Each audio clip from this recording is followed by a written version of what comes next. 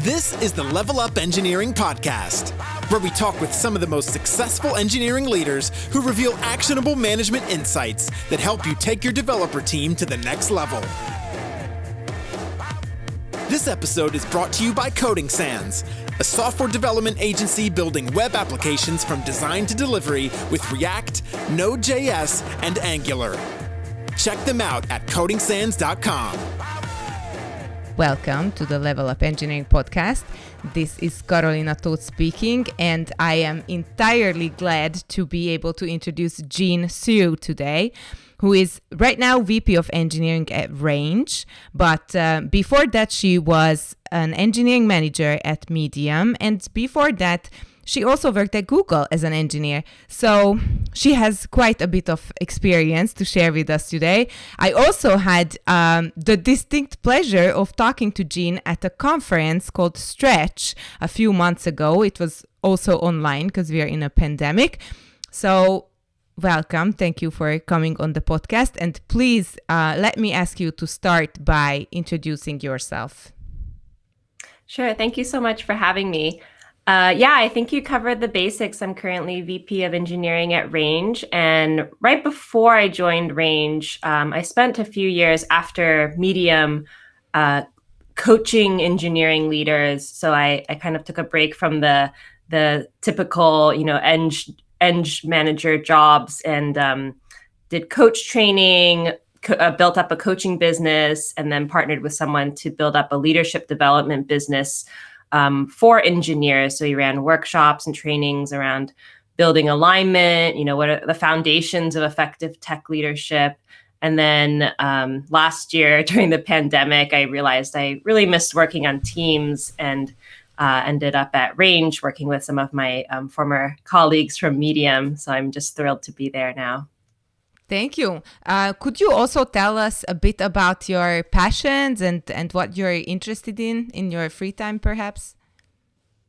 Oh, well, I don't have a lot of free time right now because I have two kids. They're 5 and 7. It's been rough in the pandemic. I mean, they haven't been in school in over a year, but I co-parent with their dad, and they have this whole pod set up with two sets of divorced parents, so they kind of rotate through the houses, and we, pop them in and out of the houses. So that makes it all more manageable. But outside of pandemics, I really love playing ultimate frisbee. So I usually find me on the weekends out at a pickup game nearby, or Awesome. Thank you so much. So let's jump right in and share with our audience about the topic that we prepared today. We will be talking about remote meetings, managing remote meetings, managing meeting loads, and just generally the fact that we are all in remote meetings most of the time these days. Let's jump right in and talk about, how should I phrase this? The problem with a lot of remote meetings. Like, what is the thing that we're all feeling right now?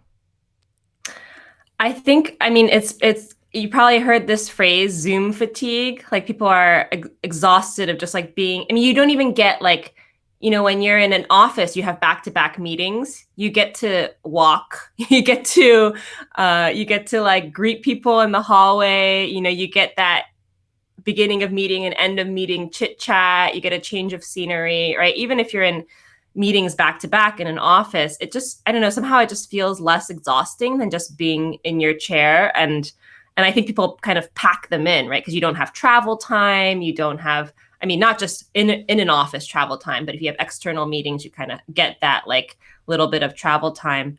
So I think what I'm hearing is that people are really feeling exhausted with meetings. And then the additional thing is, I ran a Twitter poll, and like, I was surprised to hear like 60% of people say they have more meetings than they had pre-pandemic.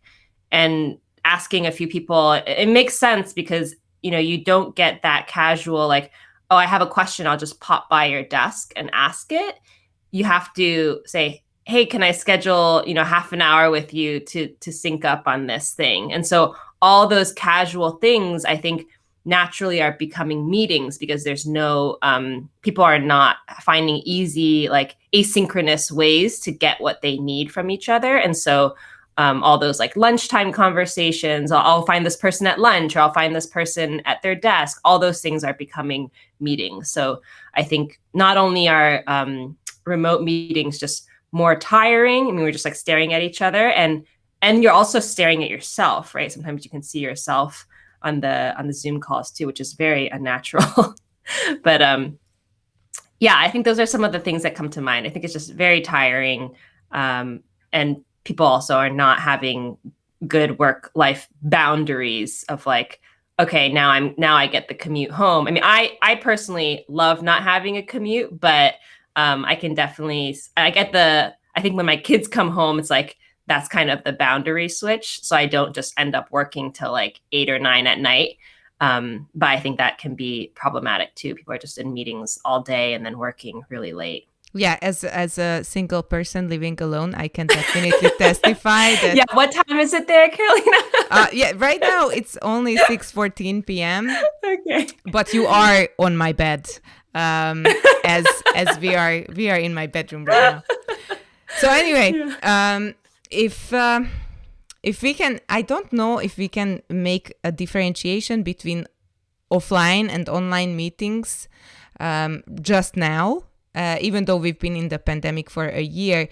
Can you see that there is an optimal number of meetings for the online world, or if there was an optimal number of meetings for the offline world and it hasn't changed or it has changed? What's your stance on that? Yeah, I don't think there's like there's an answer like 4, right? Like 4 per day. But I think it really depends on the person, and it also depends on how you set up your meetings, right? So like a lot of my days, I've set it up so that I have a lot of meetings in the morning. And then I always take an hour break for lunch so that I can, by always, I mean, I really try hard to block that out, but sometimes I'm not successful. So I'll have a lunch and go for a walk outside. And then in the afternoon, sometimes I'll have a few meetings, but I try to block that out as focus time. And I know a lot of the engineers on the range team also try to block out their afternoons for focus time. We also have the idea of core hours because we have some people on the East Coast of the United States. So, somewhere between like 10 and 2 Pacific time are our core hours. So I think it really depends on the individual and your role. So like I just accept that I'm going to have way more meetings than someone who's an IC, right? Because I do a lot of external conversations. I do lead time chats. And so a lot of those, I feel like I have to, if I'm trying to get a meeting with someone, I kind of have to accommodate their schedule a little bit more than like, we'll schedule. If I really want to meet with someone, I'm not going to schedule a month out, right? Like I'll take whatever they can give me.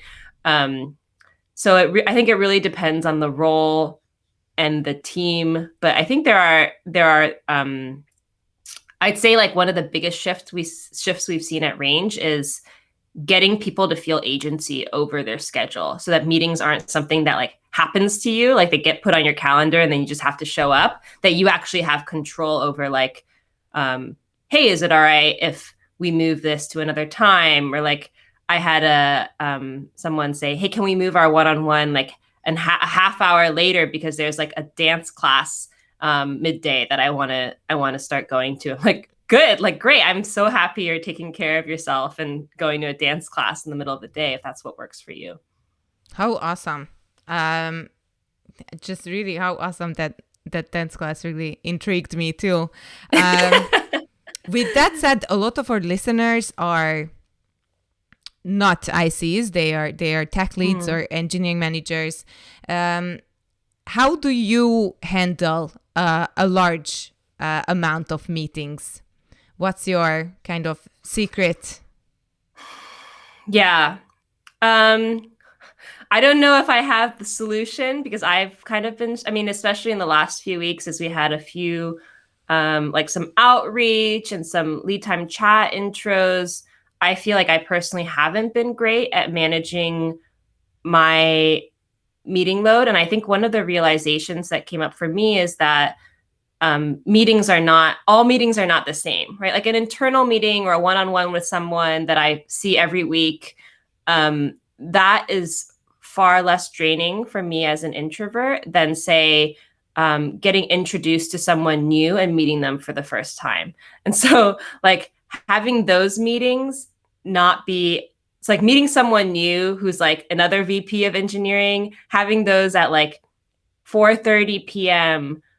on a Thursday or Friday is like not good for me because I kind of am like carrying that, like, oh, I have to meet someone new. And this depends, right? If you're an extrovert, maybe that feels energizing. It's like, oh, I'm going to close off my day with meeting someone new. But for me, I feel like I feel a bit of like, oh, I'm not sure how that's going to go. And of course, it's always like afterwards, I'm like, oh, that was a wonderful conversation. But I just kind of, I guess what I've learned is not all meetings are the same. And so figuring out, like, trying to debug your calendar of like, okay, what gives me energy? How do I want to feel at the end of the day? And honestly, I moved a bunch of meetings like last week and the week before that, just because of all the race stuff going on. And I found it useful just to have the afternoon available to like work from my bed, and which is, I don't know that that's a healthy coping mechanism because, like, as you said, like mixing work and personal space is maybe not effective, but that's just like what I needed in that moment. So I think it really depends on the person, but I think recognizing that not all meetings are the same. So it's not just like how many meetings should I have per day and then treating them all as the same. Right. And what I'm hearing is that you really have to do like a self-audit and figure out what really fits you. Yeah. Like I saw someone, like, I forgot where I saw this, but someone was saying, oh, the context switching between one-on-ones and non-one-on-ones is hard. So you should just have one day of all one-on-ones. And I was like, I don't think that would work for me. Like, I like having a few one-on-ones like in the mornings throughout the week. I also feel like that gives me a good pulse on like what's going on the team on different teams within the org. But for some people that may work well. So it really depends on the person.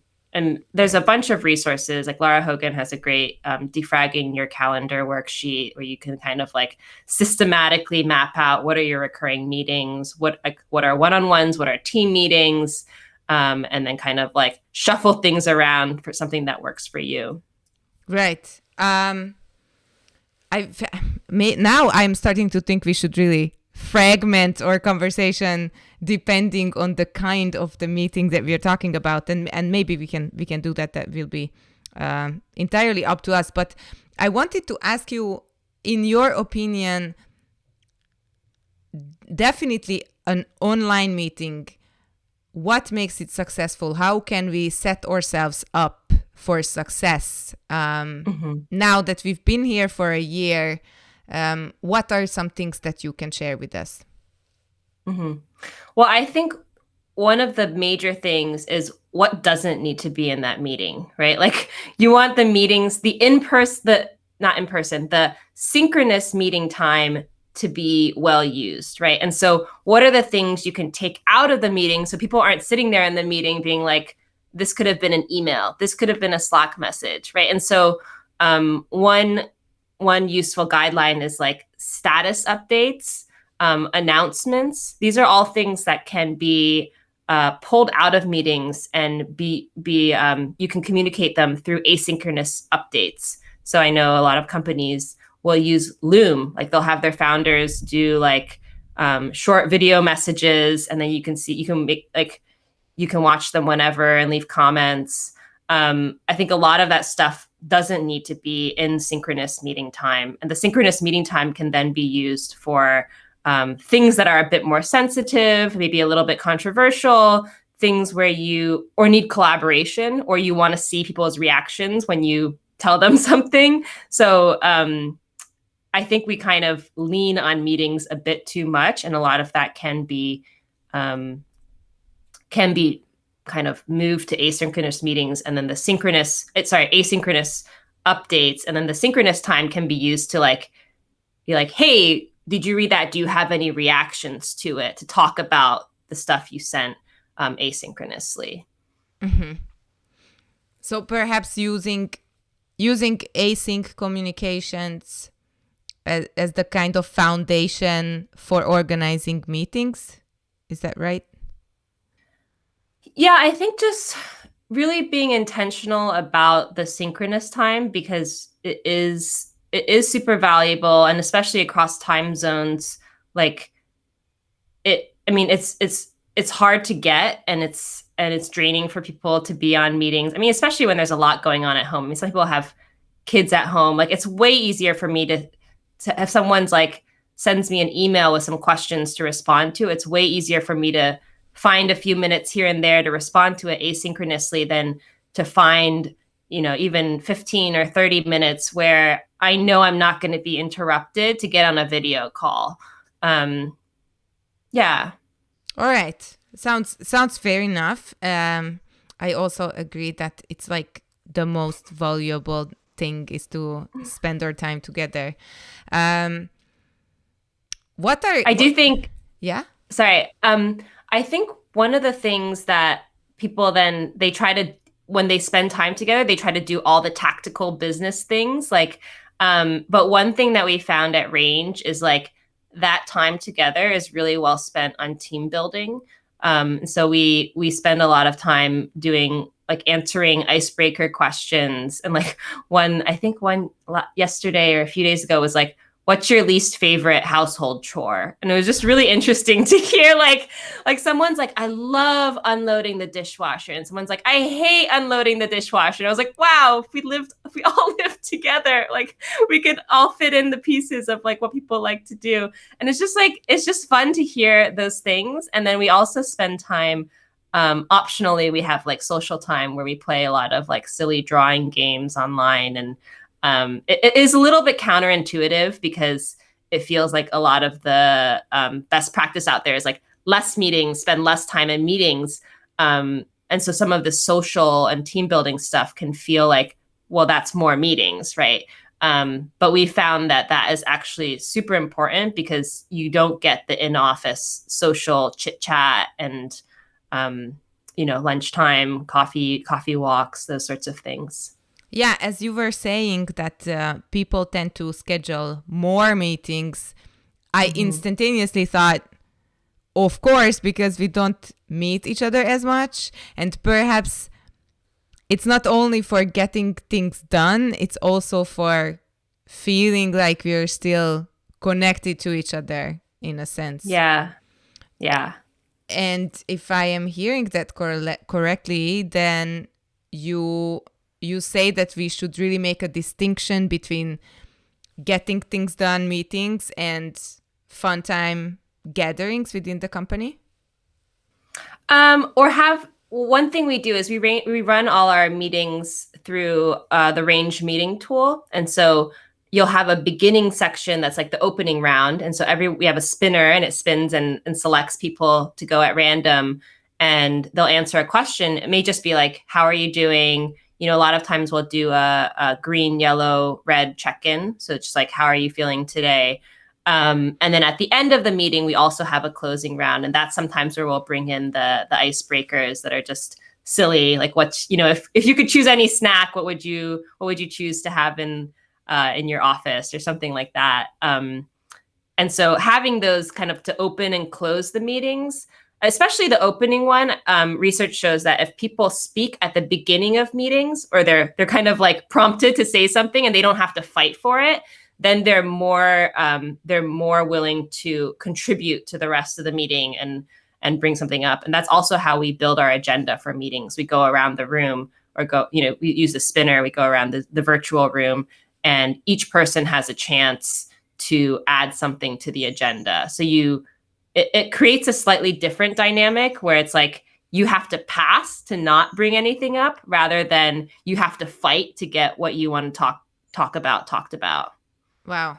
Okay, that's so much good stuff in there. First of all, it's like really important to warm up your vocal cords and actually like instantaneously participate in the meeting. And second of all, I was just recently reading The Fearless Organization by Amy Edmondson. She talks about psychological safety, and this is one of the things that she mentions, that you should build an atmosphere in which it is harder to stay silent than it is to express yourself. And what you're explaining is something like that. You have to make a conscious choice to not say something.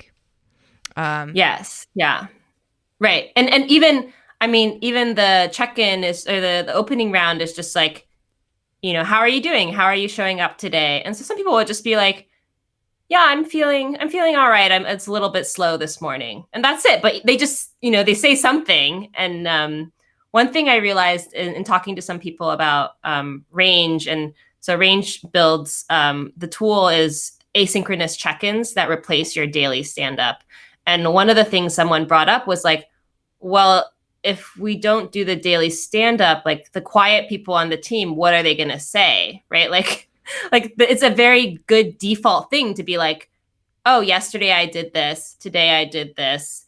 Right. And then, but if everyone does that, it kind of becomes a crutch of like, hey, this is a way to get people to engage and participate in the meeting. But a lot of times those stand-ups are not super useful because it's just status updates, right? It's status updates. A lot of people are not particularly skilled at like sharing the right level of detail. And a lot of people then like zone out and like, oh, this is not really relevant to me. And then you miss the whole stand up and you're like, oh, what, you know, what happened? And so the asynchronous check-ins create a, you know, you can go back and read them whenever you zoned out, want to know what's going on. Yeah. So, and then what do people actually say? Then you can have the check-in, the opening rounds or the closing rounds, and have specific prompts of like one of the things we're trying to prioritize is a team value of like time to value. So working more iteratively. And so one of our opening round questions is like, you know, how are you doing today? And what's one way in the past week that you've prioritized time to value? And so it also kind of helps like guide the team on like the things that we want to emphasize. How great. I just now started to think about, you know, like one way I was making my time more valuable this week. So yeah, it's just the prompts make you think about, right? Like, yeah, the prompts really shift the team dynamic. And so it's fascinating how even these little prompts can really create and guide team culture and just the mood of the team.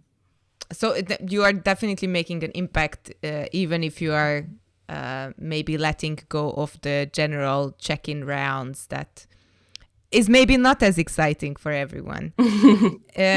What are some of the challenges that you have encountered, and what have you done to overcome these challenges with regards to meetings? Any kind of story that you would like to share with our listeners? One thing that comes to mind is recently we had this Tuesday and Thursday product collab time, and it was at like 1 p.m. And I realized like every Tuesday and Thursday when I don't have external meetings, I'm like, oh, I have the whole week, I have the whole afternoon to do like heads down work, except this one meeting. Like it's like right in the middle of my heads down time.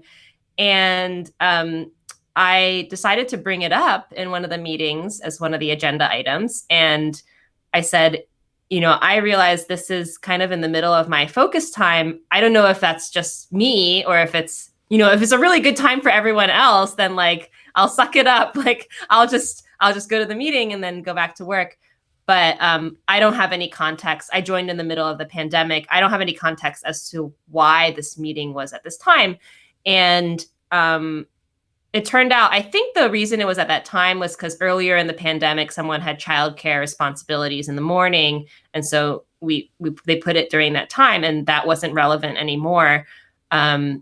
And so we just did a quick, like, I was like, okay, I'll do an emoji poll on Slack. And so I was like, would people prefer 10 a.m. Pacific time or 11 a.m. Pacific time or the current time? And everyone preferred morning, and it opened up like so much focus time for all the engineers, which was really awesome. And so like, I think the challenge was just like, or I guess the learning there is really to question and iterate on everything. Like even the timing of like recurring meetings that have been at the same time for as long as you can remember, like there's a lot of momentum that or inertia of like, oh, it's just that way. And this goes back to the mindset of feeling like you have agency over your schedule.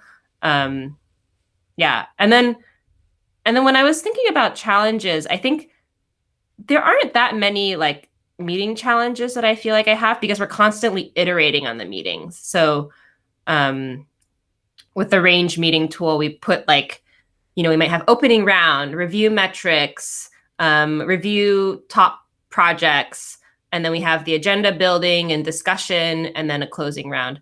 And so if anything in there, we go through and we're like, oh, this doesn't feel quite right, or we're missing out on that bug triage that we used to do, then in the closing round, someone may bring it up and then take an action to add it. And so it's all very fluid and iterative. So we don't really get to the point where like the meetings are so bad that we're like, this meeting is so terrible. It's proving to be like a huge challenge. So I think that's kind of how we deal with it. And it also is not personal, right? Like it feels like we're looking at this third, like you're not like, oh, the meeting you ran wasn't very good. That feels like a kind of a personal attack, but it's more like jointly we work on this meeting. There it is on the screen. And like, what if we change this one bit of it? So it doesn't feel very personal at all, even though we have a facilitator and we rotate through facilitators. It feels like almost like a shared code base or something that we are all contributing to. Right. I love that analogy of the shared code base. Like it's everybody's responsibility that the meeting goes well. It's never just the facilitator can do any kind of a dance if people don't want to participate. Yeah. It's not going to be a good meeting. With that said, thank you for that. Iterate. Dearest listeners, please always iterate. It's not just for software development. It is for everything. We talked about changing up the meeting schedule. Have you or can you recall any specific meetings that you added to your calendar or to your calendars at Range, specifically because the pandemic happened? I can't even spell it now. So specifically because the pandemic happened and because you perhaps weren't getting enough information, or because you had some product development issues, or for whatever reason, have you added any extra meetings? So I don't know for sure because I joined mid-pandemic. So I don't know what the in-office schedule is like. But I'm guessing that the social times were added during the pandemic because maybe they did more social things in the office before I joined. But they're optional. And they're also, I think, importantly, during office hours. So it's like right after lunch. It's not like a game night, which I think a lot of people are doing, but it is a bit exclusive of people who have evening responsibilities or just don't want to spend their evening non-work time with work people, right? We also added something to the end of our 2-week cycle recap called Range Cribs, which is like people sign up and then they give people like a tour of where they live, which is kind of fun and something obviously you couldn't do in an office, right? It's kind of fun to see like people's pets and we saw someone's teenager's room and like it was so messy. It was hilarious. So stuff like that just gives people a glimpse into like where, where do my coworkers live? Someone gave us a video tour of their neighborhood, which was really cool too. And just like kind of little peeks into people's lives if they want to share. yeah, I found that really fun. We did add, I mean, it's always a process, right? It's not like we always are trying to remove meetings. It's kind of like process. People are like, oh, I hate process, but everything's process, right? Like code reviews are process. Everything that makes everything work is process. But once people say, oh, I hate process, they just mean like, I don't like an overwhelming amount of like process that I don't understand why we have it. And it feels like it's not helpful for me. It's helpful for like that person over there. Right. And I think the same is true for meetings. Like you need to have some meetings to stay aligned and in sync, but you don't want to have so many. You don't want to have ones that are not useful. And so we recently, we have like a 2-week cycle, and we have a planning meeting at the beginning, and we have with our teams, and then it's every other week. And then we realized that we were missing something mid-cycle. So we're just adding back something probably Tuesdays of the second week of like, hey, let's do some sort of like planning on the first week and then some sort of mid-cycle check-in, because it feels like there's something missing there. And I think the shape of that we'll probably experiment, get together, experiment, and then start to solidify what that looks like in the meeting tool. How awesome. So it sounds like a lot of experimentation, iteration, getting everybody's ideas in there. With that said, is there anything that you have noticed with regards to for example, the frequency of your one-on-ones?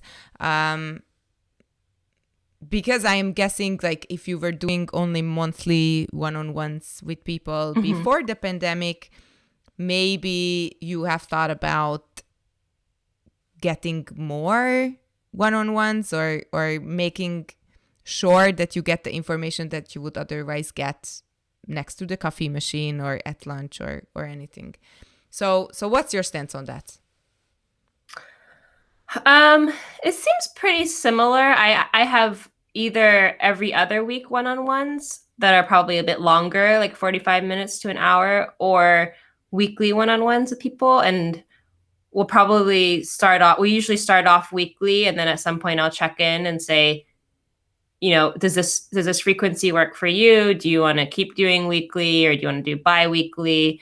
So it's kind of settled on whatever people feel like they need. And then I always let them know, like if there's things that come up like in between, like feel free to reach out to me, or sometimes I'll reach out to them and just, if I know they've been having like a rough week, and just, midweek be like, hey, how's your week going? Like, are you doing okay? Just that kind of fills in the gap of like the in-office like check-ins. I know some people who will do remotely, they will check in either like on the phone or on Slack with the people they manage like every day, just to have some touch point. But I think I see everyone on my team, and we have the range check-ins, which has the green, yellow, or red mood with an emoji. So I can kind of get a sense of like, oh, this person's not, kind of struggling today, or like, so I get that kind of ambient context that you would get in an office through the asynchronous check-ins and the range website. How awesome.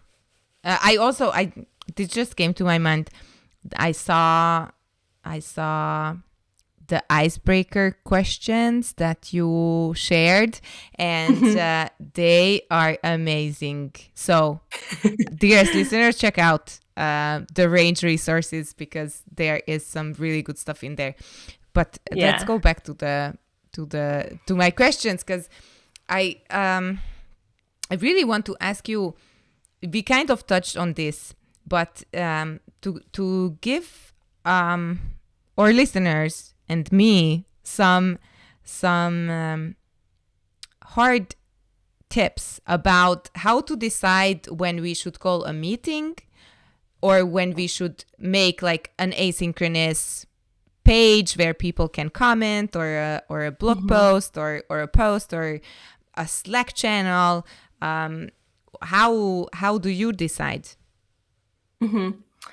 I think the status updates and announcements is a pretty good guideline because a lot of stuff is status updates and announcements. So those things can go somewhere else. Yeah, and then for meetings, I think recurring touch points for teams is important. Things that need discussion or are a bit controversial. All those things can be brought up in meetings. And if you have meetings where there's an open agenda, like a lot of that stuff can go in there, right? Like it's not just my meeting, I run it and I speak the whole time. And then someone else is like, oh, we didn't get to talk about this, right? Like if you have those kind of catch-all meetings where anyone can bring up anything and it gets touched on and moved forward, then that kind of covers a lot of ground for things that need discussion. But yeah, things that don't need discussion, or at least you can start off without the discussion. I feel like status updates, we use Range, we use Loom. Loom is great for like demos. So like, hey, I'm working on this thing. I could use some feedback. Yeah. Just to like kind of get in touch with that, what kind of other tools can you recommend to our listeners? I mean, honestly, we use Google Docs a lot. Like, for example, we wanted to do it. We've done like brainstorms that are a mix of synchronous and asynchronous. So we'll do like, we've had our PM kickoff, like, okay, here's a bunch of like, how might we questions. We have a short meeting to review the doc and maybe put in a few. And then she's like, okay, you have like 48 hours. We'll meet again in 2 days and prioritize them, start prioritizing them together. And so in there, you kind of find some time to go in and add your ideas. And it's nice because I feel like in-person brainstorming forces you to be like creative in a 90-minute, like, okay, get in a room, now be creative, right? And this kind of lets people be like, oh, you know, in the morning, I think while my mind is fresh, I'm going to go do this thing. Or, okay, we talked about the how might me questions. Now they're kind of spinning in my mind and things may get added over the course of those 2 days. So I find that it's actually much more inclusive. So I say Google Docs. We've also used Slides, Google Slides for brainstorming because you can like comment on the text. So you can like +1 people's ideas. We use Mural for our cycle recaps. So we'll create a board of like celebrating what happened in the last 2 weeks. People will add screenshots and then like reactions to the screenshots. And then we have a corner that's like a gratitude corner where people will like put people's faces and then say what they're grateful for. I'm trying to think of other tools that we've used. I think that's most of them. I love that. I love the gratitude thing. It's a little creepy because we started somehow. I think maybe I started this, but like I was like, oh, I really want to thank this person. I'll just screenshot them in the meeting they're in right now, and then like put it in there. So now it's like not a really safe space. Like you could be screenshotted and like put in at any moment. All right, yeah. All right, works for me. Dearest humans out there, if you're watching this on YouTube, feel free to make a screenshot of us if we are helping you at any point. So back to the meetings, you mentioned brainstorming and we talked about one-on-ones and we talked about kind of like an emerging agenda for the meetings so people can add their own thoughts and their topics. And maybe you won't like this question, but I can't imagine that everything works the same way that it would in the offline world. And I know that anything can work. You just have to kind of wrap your head around it in a different manner. But have you encountered any types of meetings that don't really come together in the online world? Or is that not a challenge that you come across?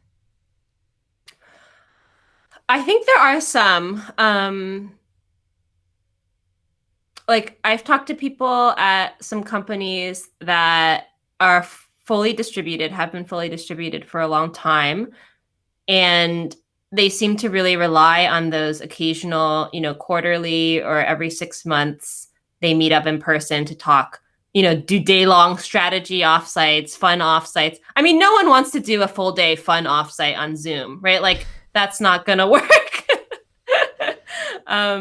So I feel like anything that's really like long, like even half a day is long, right? Like a full day meeting is very doable. I mean, occasionally doable in person, get some leadership team or get some cross-functional team, go do a workshop or sort of some offsite strategy alignment. I think that's a bit harder on Zoom because people just get tired. That's the main thing that comes to mind. So like day long. I think also, I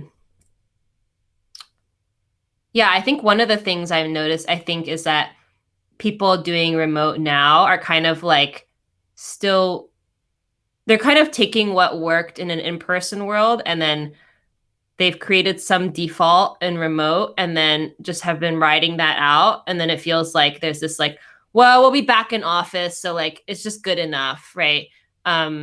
I think for companies that are going to stay remote or even more difficult, go into a hybrid model, right? Like, I think one of the things to figure out is like, how do you do change management? Like reorgs, right? Like reorgs are hard enough in person. How do you effectively communicate a reorg? Like get people excited about their new teams? I mean, I guess one thing is you don't have to switch seating, which is always like seating charts are always like a nightmare, right? But those sorts of things, I think we just haven't been in the remote only for long enough that people have seen a lot of those iterations. Right. Well, what's your because you said I really kind of got stuck with this. You said that these day-long kind of workshops don't really work well when you're just sitting at the same desk on the same chair for 8 hours straight. What's your suggestion? How do you do strategy offsites now, or what are some of the ideas that we should ponder when it comes to one of those bigger meetings? Yeah, I think it needs to be stretched out. And I think this is one of the challenges because to stretch out things, you need to be intentional about planning them. So rather than like, hey, let's get in a room for half an hour, like figure this out, and then we'll have this outcome. Like you need to be inclusive of people who are out that day or on a different time zone, right? And so like taking something that might have been a 1-day strategy day, maybe you have like an hour and a half one Friday, and then you say, okay, here's the outcome. Can everyone take, half an hour between this week and next month, or this Friday and next Wednesday, and fill in this stuff here, and then we'll meet again on Wednesday for half an hour or an hour to kind of organize this stuff. And so you kind of have to spread it out to manage people's energy levels, and also just being willing to like, I mean, in some ways it's easier because you're not booking a venue, you're not moving people off site. So if you schedule a 2.5 hour exec meeting and then you're 2 hours in, it's a Friday, Friday at 5 p.m., people are really not productive and contributing, like be willing to call it and be like, okay, how, what should we schedule? How can we follow up? But I think it is hard because it is, you have to plan for it to be longer. So instead of one day, it might be little bits asynchronous and synchronous over the course of, say, a week. But I do think the result is, because you are intentional about it, I think the result is much more inclusive for people who may like to have a bit of time to think about things, or like to have some time to write down their thoughts or read through something and like ruminate on it a bit. And so I think that's a theme that's been coming up, that it is remote can be harder, but when you get remote right, it's more inclusive and it's actually better for everyone. I love that. I think that sounds like it's steering us towards a better world eventually. With that said, let's go back to you specifically.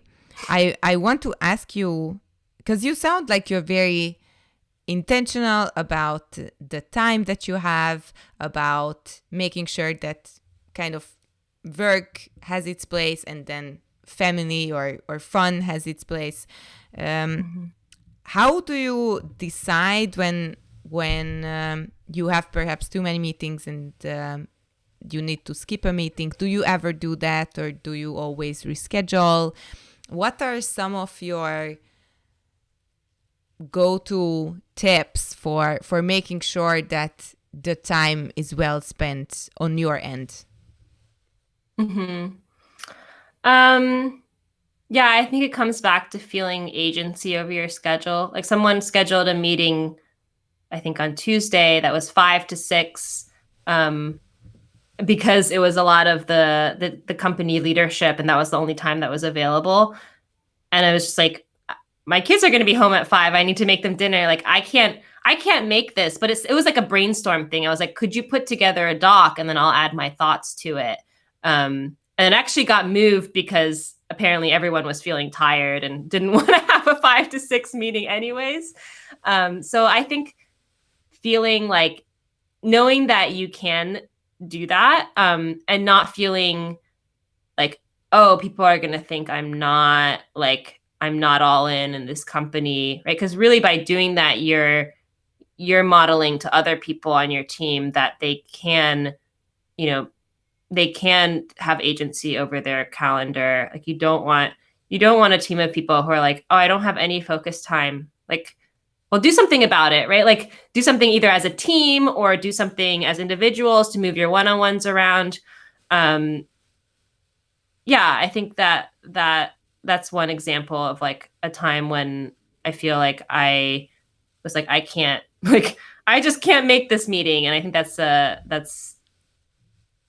I mean, kids are a very handy excuse, but I mean, even if you didn't have kids, just saying like, hey, I'm like, I think by 5 on that day, I'm going to be, I feel like I'm going to be pretty depleted, and I don't feel like I'm going to have the energy to do like creative brainstorming, I think is a perfectly valid reason. Right. So with this agency, I want to say stuff, but it's not stuff, but the whole agency point, do you kind of have that as a company value, or is that something that you stand for yourself and your agenda, or do you kind of propose that to the engineers even? How you kind of touched on this, so that's why I'm making guesses here. Yeah. I think, I mean, it's not like written down as maybe it is. I actually don't know. It might be written down somewhere, but I think company values, whatever is written down, it's really what is actually happening and what's rewarded and what's incentivized. But yeah, I think for sure, like getting people to feel like there are things they're in control of, whether that's making decisions about code or their calendar. I think that's super important because, I mean, as a manager, I don't have the bandwidth to go like investigate everyone's schedules and be like, hey, did you know you can move this meeting? And like you both have, I don't have the time to do that. And it's not right. Like I'd rather everyone, I mean, it makes my job easier, right? For people to be like, I have control over my schedule. This is what I need. Can we move this one-on-one? And if it works for me, great. Like I'm not going to go and try to optimize everyone's schedules, right? And so I just feel like it makes it easier if people know that they can do that. Okay. So everyone is free to optimize their schedule, and they're allowed to say no to some meeting requests, or say, can we reschedule or at least this? Speak up, right? Speak up with their preferences. And yeah, it's not like, oh, I can't do. And there's very few situations where it's like, because I think then people are like, well, what if one person and what one person wants and what this other person wants, they're mutually exclusive? Like, then what happens? Right? People like engineers always That's love such to like, engineering. Yeah.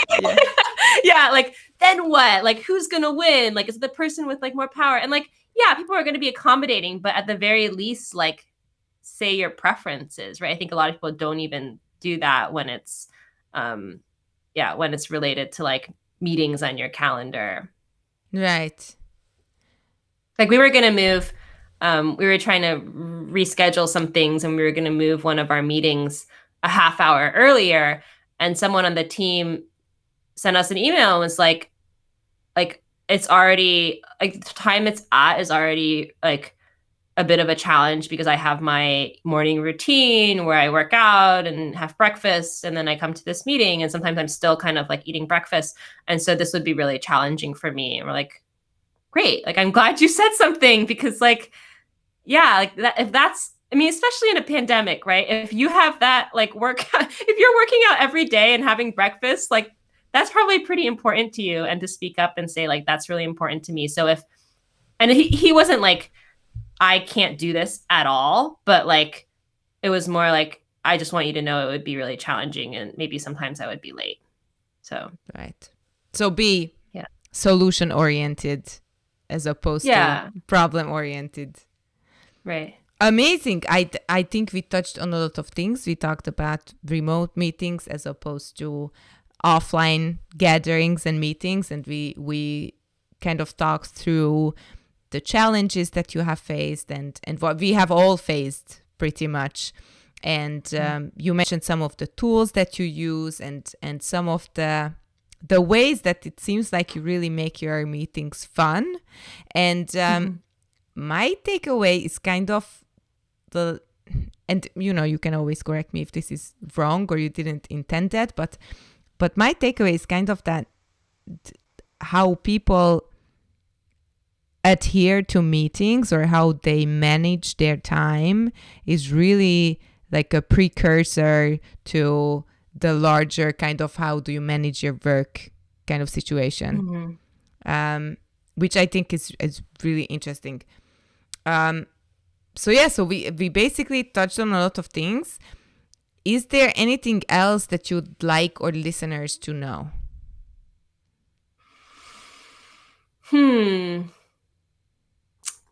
I mean, I'll share, this is kind of silly, but I mean, it's really fun to play drawing games with your coworkers. I mean, or just any silly online games, because it's like a thing for you to do. It's very structured, and you end up laughing with your coworkers. And I think that's so important, to have moments of joy. And like, I mean, it's kind of twofold, right? It's team connectedness, and it's like stress release. I mean, everyone's so like, there's just so much going on right now that like the most I've laughed, I think, this whole year is playing like ridiculous drawing games and laughing at like how awful my drawings are and no one can guess what they are. So I know it sounds silly. It may feel like awkward if that's not something, even the icebreakers, right? If it's something that you're not doing with your team, it can feel really awkward to be the person to be like, hey, let's try this.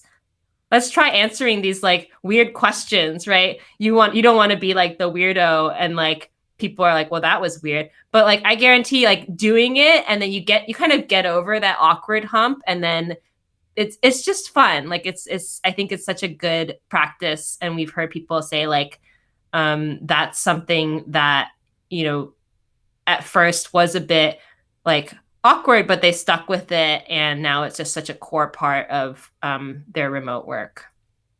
Awesomeness. So implicitly, we are encouraging everyone to be that weird person who says, okay, let's do like an online drawing game. Right. Yeah. Awesome. And I think framing it as experiments, right? Like, hey, I want to do this thing. I heard it was really cool. Like, does anyone want to try it out? And yeah. Awesome. Thank you. Where can our listeners follow your work? How can they perhaps get in touch with you, read stuff, listen to stuff? I'm pretty active on Twitter. My handle is JYHSU. We also started a community recently for engineering leaders who want to make the workplaces of tomorrow better than the ones they are today. And I can share a link for that too. It's called Lead Time. Awesomeness. Thank you so much. And I also suggest to everyone to check out the icebreaker questions that I mentioned, because that will kind of get you into this fun rabbit hole of what Range has to offer. Great. Excelente. thank you for spending time with me today. Thank you so much. This was so fun. I'm glad to hear that. I also would like to encourage our listeners to follow you on Twitter, follow Level Up Engineering on Twitter, and share comments or feedback. We have a YouTube channel. Share your comments there. Send us questions if you have any, whatever you feel like doing. I would hope that if you share your comments or feedback, that it will be constructive. And and I would like to really thank our listeners because they've been really active and sharing a lot of really great insights and topics to discover. Thank you for coming on the show. Dearest listeners, my guest today was Jean Su. She's the VP of Engineering at Range, and we talked about managing time, remote time, meetings, and just being in this online world and staying connected to each other. Thank you so much for joining us. Thanks for having me. And dearest listeners, I am Karolina Tóth, and I hope to see you next time. Thanks for staying with Level Up Engineering. If you enjoyed this podcast, so will your friends. Share this episode on your favorite social networking platform. To stay up to date with our content, follow Level Up Engineering on Spotify, Apple Podcast, or Google Podcast. Brought to you by Coding Sans, a software development agency building web applications with Angular and Node.js. Check them out at codingsans.com.